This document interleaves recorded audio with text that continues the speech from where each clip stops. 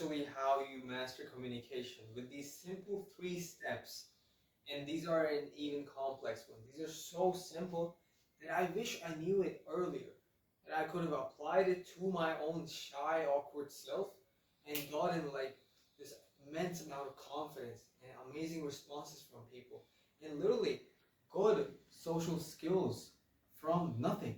From old spotlighted foundations. That's it.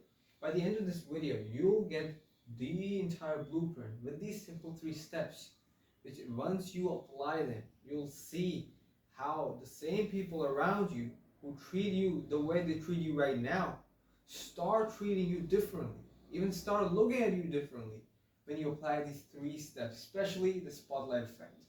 Now, this isn't the normal spotlight effect that you hear all the time, and this isn't even the social advice or the practical tips and tricks that you get on the internet when it comes to social skills or communication skills.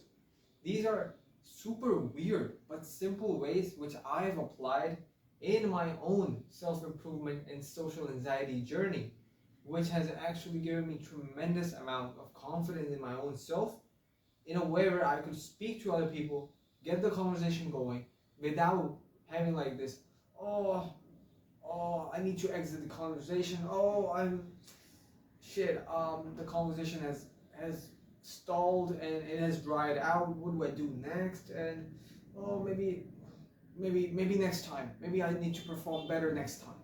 All of this will end like one by one if you keep on following them, especially the spotlight effect. Now, this is something that you actually apply, and you have to get the quick wins within 2 to 3 days. This is guaranteed to give you results quickly. Like within 2 to 3 days of applying it, you'll see your social skills like ramping up significantly. Now, it is a bold statement, like a bold claim, but this is something I still use today.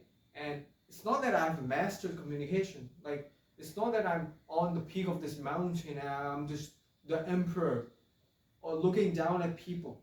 I still get nervous. I still have social anxiety.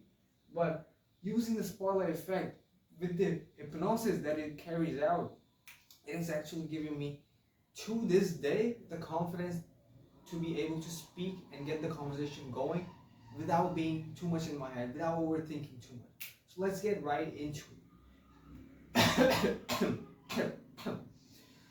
So what is the spotlight effect? See, when you are in the conversation, you are facing the other person and you're in your head. You're thinking, okay, I've made the small talk. How do I go from there? The thing is, you don't have to think about the next thing to say. You don't have to worry about the next word coming out of your mouth and how they're going to judge you or see you negatively if you say the wrong thing. No, it's just that you put the spotlight on them and they won't even care about you. Now, what do I mean by that? See, I'll give you an example about this.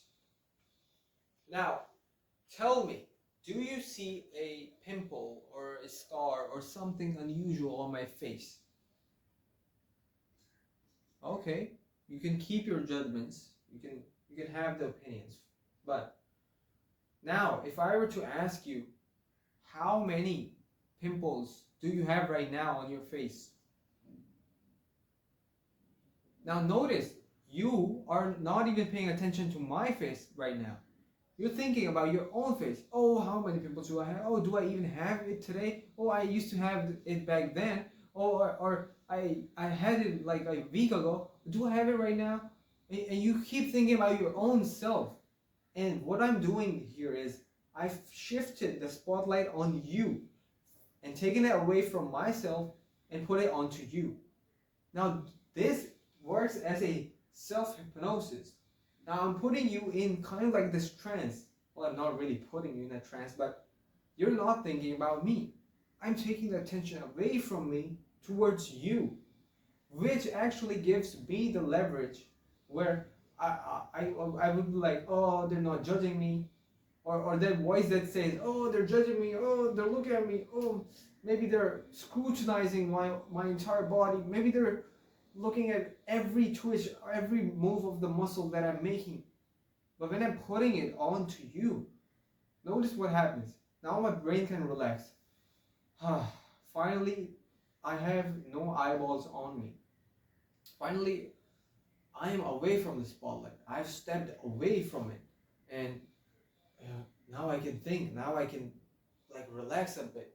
You know that feeling where somebody's giving you constant eye contact, like constantly, and especially if they have like blue eyes or like really, really vivid colored eyes, and they're just looking right into your soul all the time. And it feels like they're judging you. It feels like you're being monitored or being like under surveillance. And it feels super weird. I feel restricted whenever somebody's looking at me like for more than 5 seconds. It's like, shit, how am I hiding something? Have I committed a crime? I have done nothing. Like I want to reveal all myself. Like have I done something wrong? Is it something like, do they look inside of me? Do they know the real me? Like, are they looking right in my soul? Like, are they judging me? Or can they read my mind? Can they read my thoughts? Are they judging me for thinking about my thoughts? Like now it's like the entire overthinking tunnel which I go under just because somebody looked at me for a certain period of time. So to neglect that and dissolve that, I simply shift the spotlight on them. If somebody blue-eyed guy who's looking at me for 5 seconds and he's just looking at me like he's in his mind. Don't get me wrong. There people when they look at you, they're not really looking at you all the time. Some people like really look at you and your appearance, but most often than not, people are actually when they look at you, they're thinking about their own mind, their own self, their thought, what to say next. They have all the same kind of stuff for most people. But to us, it's like, oh, we're being monitored. Oh, we have this pair of eyes set on us and we can't do anything freely. We cannot present ourselves freely because we might be judged because we're being looked at. But chances are they're thinking about other things than us. But still, having said all this, to actually negate that, to actually feel more relaxed, notice when these people, when they stare at you hard and you're feeling this weird feelings and they just look away from you, notice how much your body relaxes. Even if it's for a brief 2 to 3 seconds, you're like, oh, I can finally breathe for 2 to 3 seconds. Imagine like your teacher is looking at you, like staring at you, and then once or twice they just briefly look around and you're like, oh, finally, now I can relax. Like, oh, a little breath of or sigh of relief that you're getting. So the same thing is with the spotlight effect. You intentionally let them not even look away, but also have their thoughts away from you. And this is a secret hack that I found within my own self, within my own experience, that I simply shift the spotlight on to the other person. And by asking questions, by pointing out or like highlighting something about them or putting it about them. So they're in their own mind, like I did with you. How many pimples do you have right now on your face? I don't know. And I can relax. When I ask that question, I can relax because you're not thinking about me. This is the power of the spotlight effect because it creates this hypnosis, this mind trance. And with this, the best part is that you can have endless conversations just with this simple trick. Whenever you ask a question like, how many pimples do you have? I don't know really, but I can see one. Okay, but that's okay. I also have like two. Oh, really? Now they can relax. Like we're shifting the spotlights onto each other, and this is how the comfort is being built. This is just it. Another example for the spotlight effect would be, you know how you're with somebody, you're with a friend, and it's like with friends it's cool, but notice a stranger comes up and they're asking you about all of these things like, oh, where are you from, what yada yada yada yada yada. They're constantly asking and asking and asking, and it feels like you're being interviewed. What you could do instead of feeling like, oh, why is he asking me? What does he want from me? Like, why is he being too intrusive? Why is he like being interrogating me and I don't even know him? Instead of feeling all of this, because once you feel all of this, you're gonna feel restricted, constricted, and you're gonna shrink back down. You're gonna feel this weird thing, a weird feeling in your chest, and the overall energy would be negative, and you'll send it off. And what should have been a good conversation with a positive result would end up being like this mess of you feeling a certain type of negative way, and then you presenting it, and you're getting like this weird feeling that do I do small talk? Oh, I don't want to reveal too much, and all to avoid all this mess. The one single thing that you can do is simply shift the spotlight on them. Oh, where are you coming from? Like, oh, I see your boots, and are you like from the southern part of the city? Are you from here? Like, if they're interviewing you, start to shift the interview on them a little bit, and like inject a few of childlike curiosity. Like when you see them and when they're asking about all these questions, instead of like being, why are you asking me these questions? Are you a fed? Like, what do you need from me? Instead of asking these type of questions, you would be like, look at their appearance and be like, oh, but where are you coming from? I see you're rocking these jeans. Where are you coming from? Something like that. And they'll be like, oh, I came from there, da, da, da. And this actually starts an endless conversation.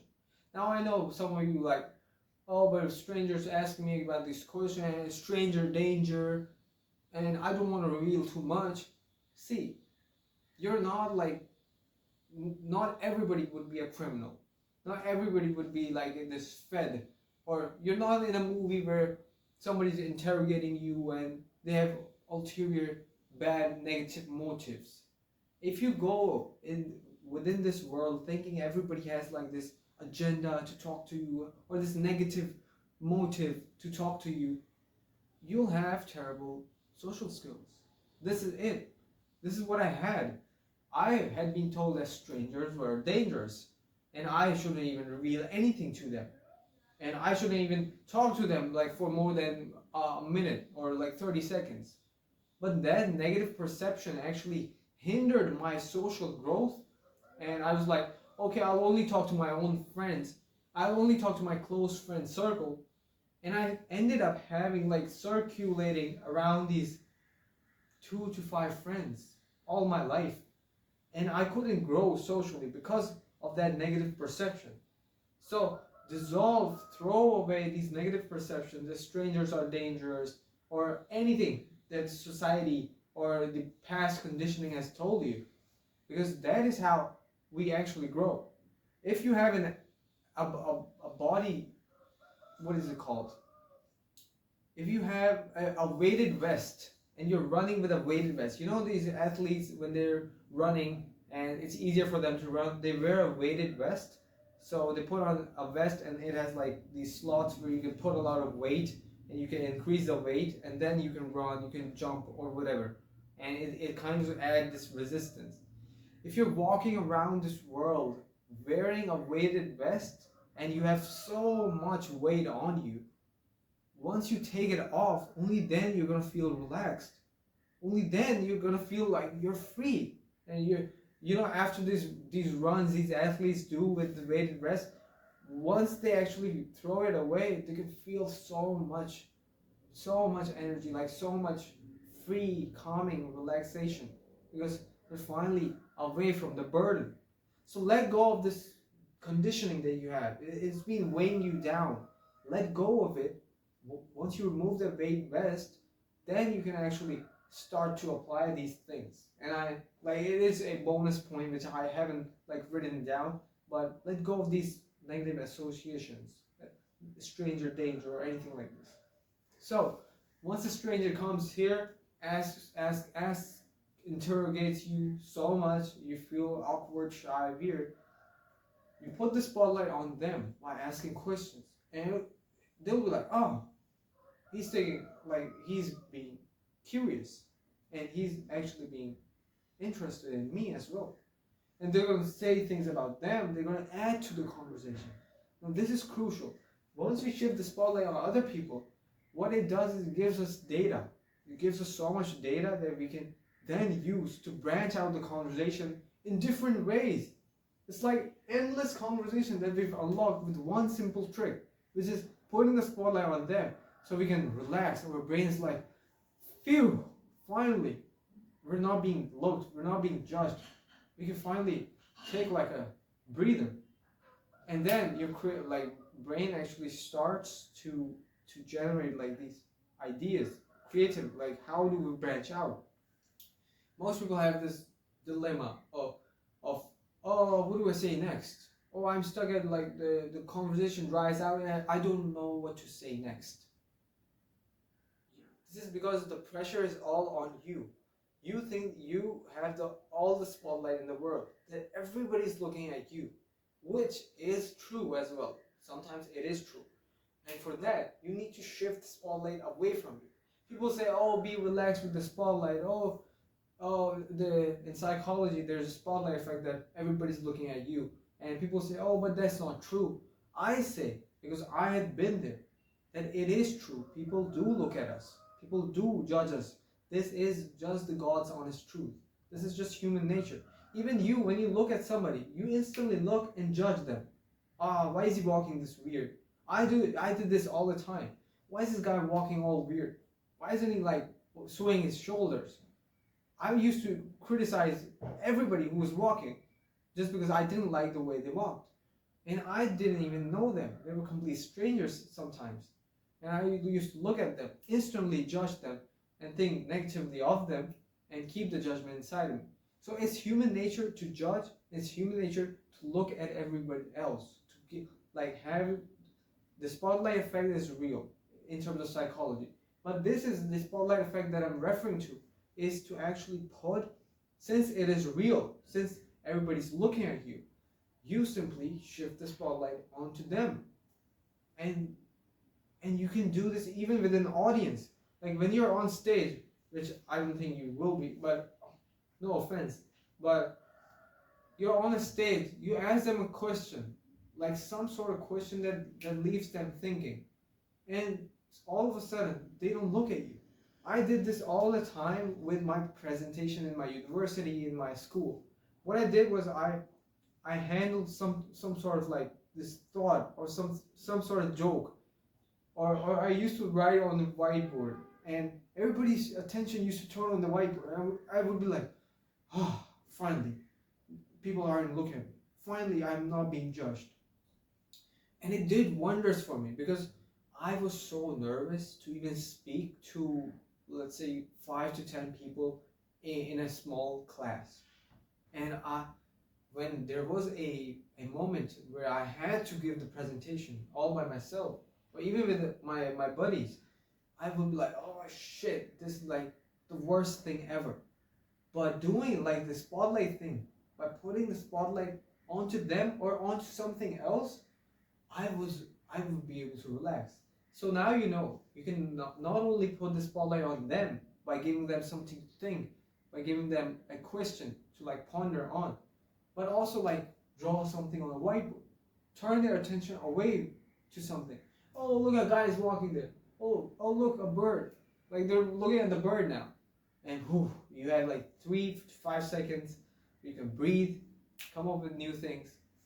But the best thing is to actually put the spotlight on them so the conversation flows naturally, like you and me. But something else is usually like, oh, look at this child running. Oh, look at this drone flight. Oh, yes, okay. But what else? They don't have like much to think about.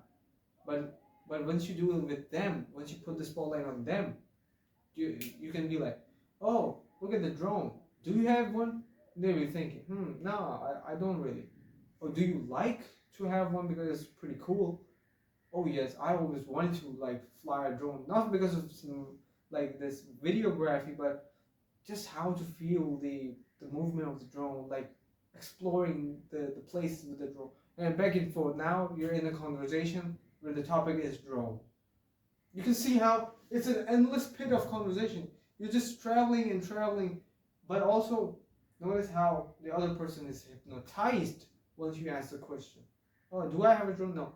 But do you like having a drone? Oh, yes. What do you like about it? Oh, now this is the hypnosis. Now I love having a drone. I love having to explore. Now they're in their own thoughts, thinking why they love a drone. You can see how amazing the spotlight effect is. Now I want you to use it with everyone you meet. Everyone you meet, apply it. You meet your boss, you ask them something like boom. Now the pressure's off you. Like, I feel weird with my boss, he's asking me so many questions. Oh boom, just put it on them.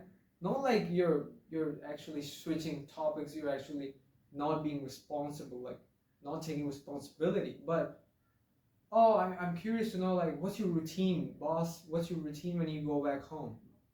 Oh, my routine, huh? Oh, I'm glad you asked. This is it. Now he's like not even thinking about you. He's thinking about the routine. In the back of his mind, he may be like, oh, he's really taking interest in me. This is where the childlike curiosity comes in. You need to ask, you need to be like a child. Why is this? You know how childs are, how children's are. They're like, why is this water blue? Why is the sky blue? Why is the cloud shaped like an elephant? And and why is like the cat's tail wiggling? And why don't I have a tail? And why do cats have whiskers? Or why do cats have a mustache? And why don't people have this long mustache? Why don't people's mustaches are called whiskers? Like they ask about all these things that we think are dumb. They're just being led by curiosity. So be led by curiosity. You see somebody, you see their appearance, you're like, what? You've come out from. It feels like your jeans are dirty. Are you like from here, or are you from like a place where there's more dirt? Oh, I'm glad. This is a crazy observation that you made there, and it's pretty accurate. Yes, I do live there. I work in the stables, and there are horses all around, and there's this dust, which is why I had this dust. Oh, horses. Oh, which type of breed? And boom, boom, boom. Endless conversation. Why? Because first of all, you put the spotlight on them. Then you're led by childlike curiosity. Oh, horses, which breed? And like, how did you get into horses? I always was fascinated by horses. Like, what led you to work in the stables or something like that? Bam, endless convo. Simple as that. Now you would be like, man, this is pretty good, but I still feel this kind of tinge. Like, how do I approach people? Like, how do I inject it? Like, who do I start it with? I'm glad you asked. Start with the oldies. Start with the old people first. Let me tell you something. When I started my social game, or like leveling up my social skills, the only person I could talk to was my grandma. Literally, was my grandma. Now, the thing was, with old people, they love having a conversation because nobody talks to them. Nobody even bothers listening to them. And it's like they're being neglected all the time. So with you, because you need a practice ground, you need somebody who you can actually have this conversation, but it's low entry, low barrier of entry. And for you, it would be like with your family as well, like talking to your parents, even talking to your brother. But if you really, really, really want to hone in the best skills, like have endless back and forth conversation, you can have with old people. I'm telling you, this is guaranteed to work for me. Guaranteed all the time. Still to this day, I do this. Now, I now do this with my grandfather, but I used to do it with my grandmother when she was alive. And she was my best friend. Like, we used to talk, and we used to talk for hours. And we could talk about anything, and we would have the conversation back and forth, like endless. No awkwardness, by the way. No awkwardness. Why? Because usually old people, they don't judge you. They aren't caught up with this self-image. They aren't there to pretend to be somebody and not and be somebody else in on your face. They're just real. They've seen life. They've actually dropped the weighted vest of like this expectation of society, the conditioning, and even like the self-image. They don't have anything to present to like prove to somebody else. They're just real and authentic. This is what I love about them. So you can just, if you have like grandfather, grandma, granddad, go to them, like talk to them, call them, and have like amazing conversation. The best part about them is like, since they're so neglected, you tell them anything and they would find joy in it. Because somebody's talking to them, duh. Somebody's giving them attention, which they never get usually.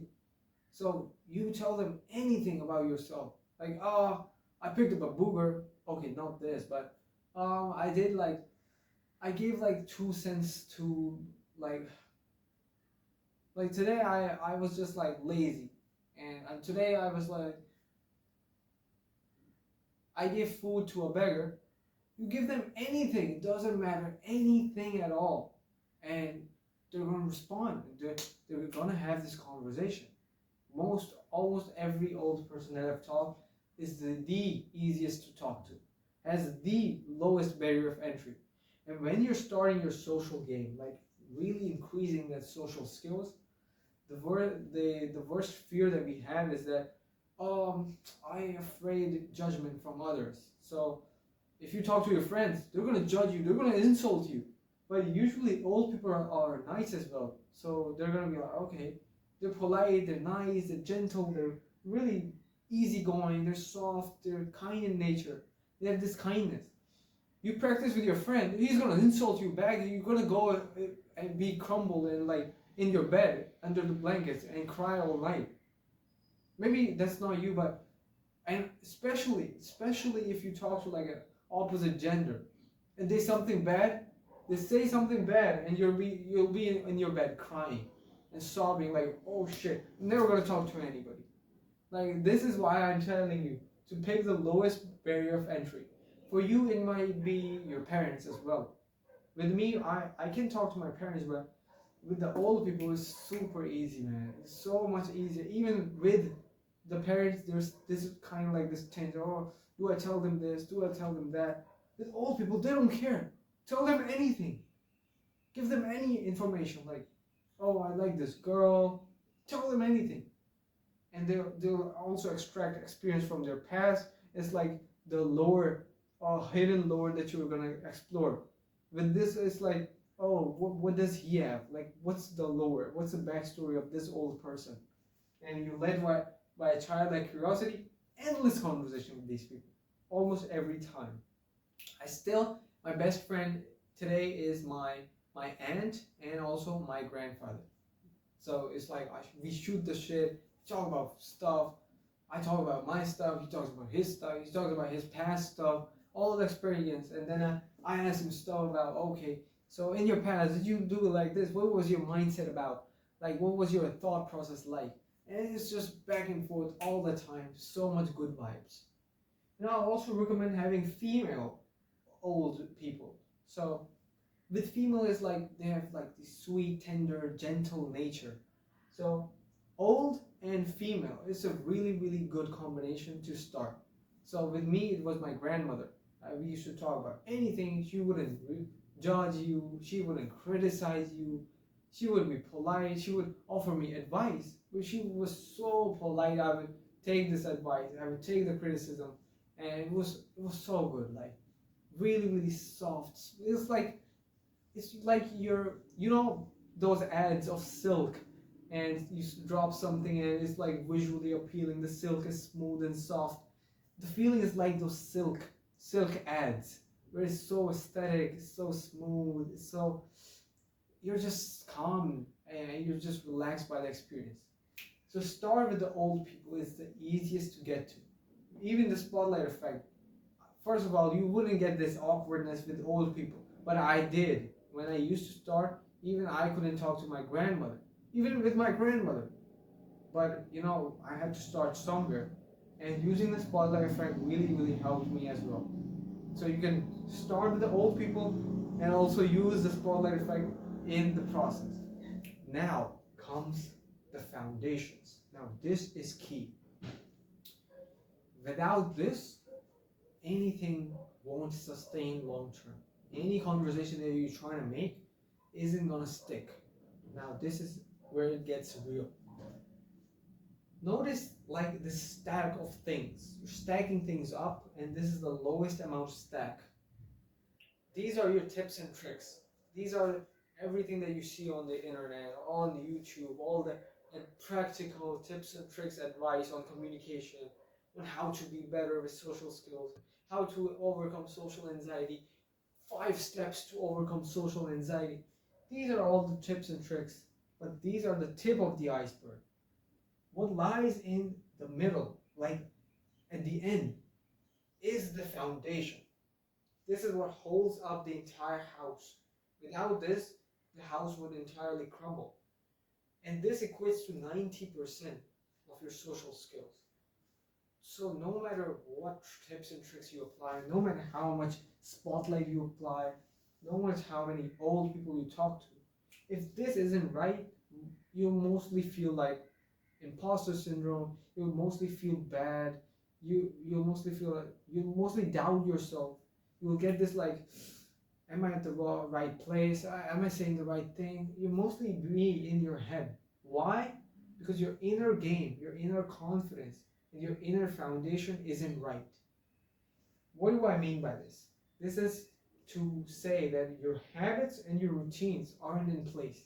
Your life isn't in order. You're not consistent. You're making promises, but you're not keeping them. So you're actually not being loyal to your own self. Let alone befriend yourself, you're actually losing the trust from yourself by not fulfilling your own promises that you say to yourself. So what I mean by this, it's like not doing the good things that you're supposed to do. So procrastinating on the things that you know you need to get done, you know you're supposed to do, but not doing them, delaying them, postponing it, putting them off. Oh, life got in the way. Oh, I really want to go to the gym, but I don't really get the time, or I do have the membership, but I don't go. How life's been busy. So you need to do a few things. There are a few goals that you have, but you're not doing them. You're not doing the habits in order to reach those goals. And in turn, it leads you to guilt. Also, similar, you're doing things that you aren't supposed to do, that you know are bad, that you know are downright filthy. And these habits should be taken away, thrown out in the gutter, thrown out of the way, but you're still using them. You're still doing these filthy little acts and these bad habits. And what does it lead to? Still guilt. And both of these things, not doing the things that you're supposed to do and doing the things that you know are bad for you, both of these things lead to guilt, which actually reflect in your conversation. And guilt shows. You ever talk to somebody who's like hideous and is like hiding something, and it's like this weird energy that you get. He's not really contributing to the conversation, looking everywhere. It feels like he doesn't have the confidence to even speak. Now I had this like a long time ago. I had this for the longest of time as well. I used to go to my cousin's place and I used to feel like shit. They would all be like laughing, hanging around, like having the best time. But for me, it would be like, oh, I feel terrible for some reason. I don't feel like smiling. I don't feel like laughing. Why are they having fun and I'm here feeling like an anomaly? Feeling like I shouldn't be here. Like, why do I feel miserable when it's a place of hanging out? It's a place of laughter, joy, and cheer. Why is it? What's happening to me? And the answer lied in my inner confidence. I wasn't doing anything with my life. I wasn't ambitious. I didn't have any goals. Even if I had the goals, I wasn't actively chasing them. I was a big slacker in that area. And I used to procrastinate all the time. And whenever there came this social event by the end of the week, whenever I went there, I felt like, oh, what's missing? Like, what do I do? Why is it not showing?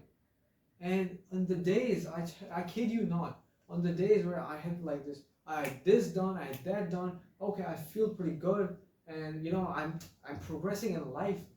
And when I went to the social events or when I spoke after those, after doing the habits and the routines, but when I feel good about myself, that was where my social skills skyrocketed.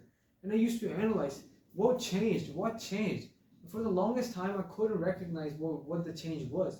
But now when I actually know both sides of the story, I've lived both ends. Now that I look back to it and analyze, the foundations was the missing part. I had this weird crack in my foundation, which showed in every conversation. Every conversation it showed up. It was like, what were you hiding? What are you like?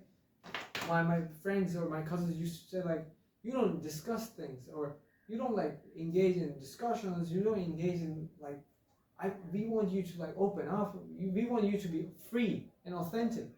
And like, even somebody actually told me like, you're fake. And all these things was because of the crack in the foundations. I didn't have the foundations to begin with, let alone having a crack. But most of you might have the foundation, but you're not being consistent, which is why there's a huge crack. And this is the discrepancy. Like, this is why your social communication skills aren't the way they should be. So you'll be like, oh, I'll do it next time. I'll do it better next time. But every time you can't do it. Like, there's this force pulling you down, no matter how many old people you talk to, no matter how much you use spotlight effect. It's like this, what's missing? Like, what's weighing me down even further? Which is this, not having the foundations. So every day, strive to reach your goals. Strive to have the best habits. Replace your bad habits with the good ones. Avoid procrastination at all. If you're using like social media a lot, like short form, switch to long form. This has helped me tremendously. Switch to long form. Do things intentionally. Like, fix your life, and it will reflect within your social skills. But once you have the life in order, then you don't know what to do. Spotlight effect is the way to go. Like, little, if you have the foundations, then you'll be like, what's the next step? Like, I have every routine in place. I'm on the self-improvement journey, but I'm still not connecting with people. I still feel like, oh, the conversation is drying out. I'm talking too much and they're not paying attention. They're not even being interested. What now? Like, what's the missing piece here? Spotlight effect, because it has a hypnosis, and childlike curiosity with the spotlight effect is the deadliest combination. And who do you use it with? Oldies.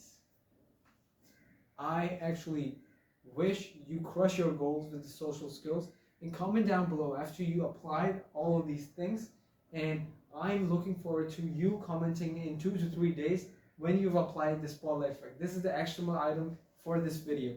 Apply these things, especially the spotlight effect, and see how much your social skills have improved within these 2 to 3 days. Looking forward to your comment, man. See you.